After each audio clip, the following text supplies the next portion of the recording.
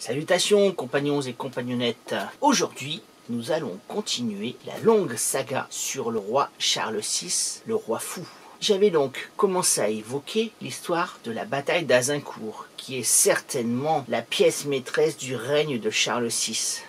Nous avons donc vu dans une première partie le débarquement d'Henri V d'Angleterre avec son armée et la prise de la ville d'Harfleur en Normandie. Ensuite, j'ai étudié la flèche médiévale anglaise avec son bodkin en 2 épisodes. À présent, je reprends mon histoire d'Azincourt, là où je l'avais laissé, c'est-à-dire à la fin du siège de Harfleur. Aujourd'hui, l'épisode s'appelle le pourchasse. Le pourchasse, c'est-à-dire la poursuite de Henri V et de son armée par l'armée française que l'on appelle l'Ost.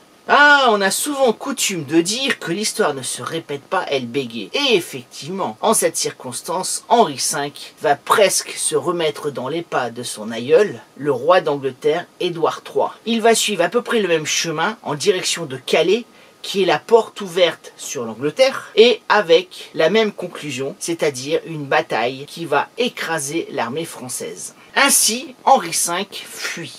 Oh, elle a bien changé, l'armée d'Henri V. Ce n'est plus qu'un ramassis de fuyards, un ramassis de pauvres hères qui se tiennent l'estomac et les intestins parce qu'ils ont attrapé la dysenterie au siège de Harfleur. Alors, ils portent les chausses sur leurs chaussures. Le moral n'y est plus, évidemment, parce que Henri a dû rapatrier un certain nombre de ses hommes trop malades et trop blessés pour pouvoir continuer la bataille. Il les a renvoyés en Angleterre. Il a laissé un fort contingent de son armée tenir la place de Harfleur. Et donc il se retrouve à peu près avec 8000 hommes, grosso modo, dont 6000 archers, les fameux archers anglais. Ils étaient partis d'Angleterre, la fleur au fusil, comme on dira plus tard. Parce qu'Henri leur avait expliqué que la France était à prendre, que la couronne de France ne tenait plus qu'à un fil, à cause notamment de la folie du roi Charles VI et de la guerre civile entre Bourguignons et Armagnac, dont le premier parti, les Bourguignons, avec à leur tête le duc Jean sans peur, est un fidèle allié des Anglais. Alors donc la France allait s'écrouler.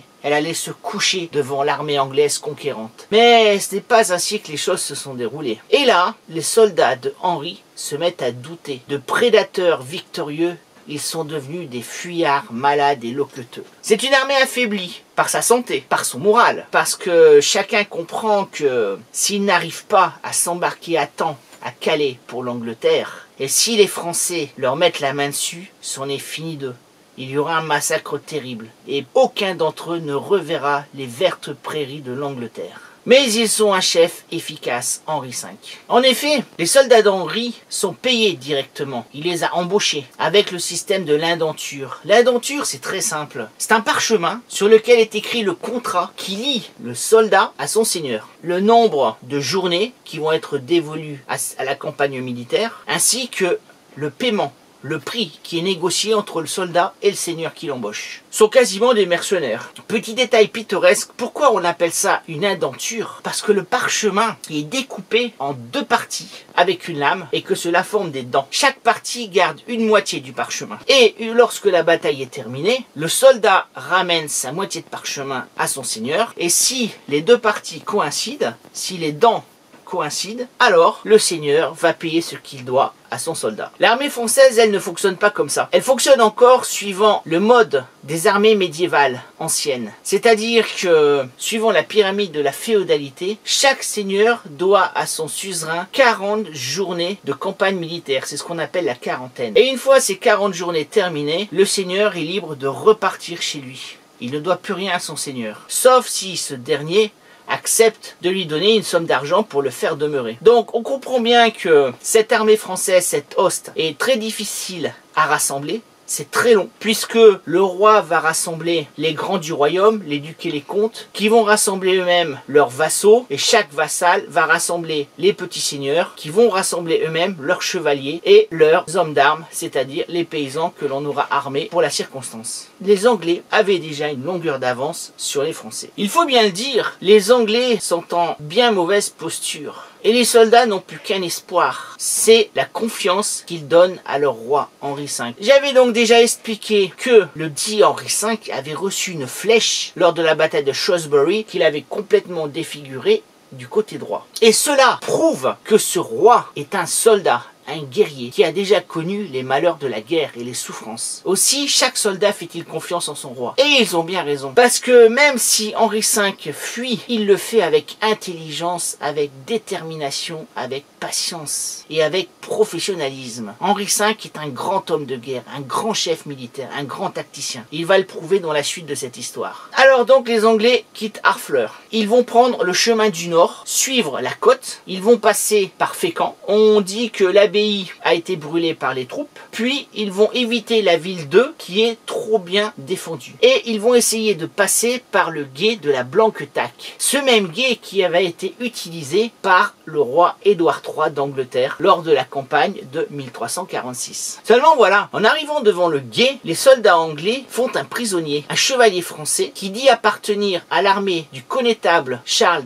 d'Albret, donc le chef de toutes les armées françaises, et que justement un fort contingent les attend de l'autre côté de la Somme. Alors, mensonge ou vérité, difficile à dire. Toujours est-il que Henri V ne prend pas le risque. Il décide de suivre la Somme vers l'est, ce qui l'éloigne encore plus de sa destination. Bientôt, il arrive en vue d'Amiens, dont il voit les tours de la cathédrale. Et là non plus, il ne peut pas passer, parce que ses éclaireurs lui ont rapporté qu'effectivement, de l'autre côté de la Somme, rive droite, sur le côté nord, il y a des contingents français qui attendent. Alors la fuite continue vers l'est. Les Anglais au sud, les Français au nord. C'est à celui qui arrivera le plus vite possible au passage possible sur la Somme. Parce que la Somme au Moyen-Âge est déjà un fleuve assez conséquent qu'une armée ne peut pas traverser de la sorte. D'abord parce que la plupart des hommes sont vêtus de cottes de mailles, d'armure de plate et pour les plus pauvres de gambissons ou de forts gilets de cuir pour se protéger, qu'ils ont tout leur matériel, leurs armes sur eux et surtout au Moyen-Âge, très peu de gens savent nager. Donc il faut absolument trouver une solution pour passer la Somme à sec. Donc Henri laisse Amiens, il continue vers l'est, il arrive au village de Boves et cette fois-ci la chance lui sourit parce qu'à Boves il y a un seigneur qui est un féal du duc de Bourgogne et donc là Henri et les Anglais se retrouvent en territoire ami. Le seigneur de Boves fait tout ce qu'il peut pour alimenter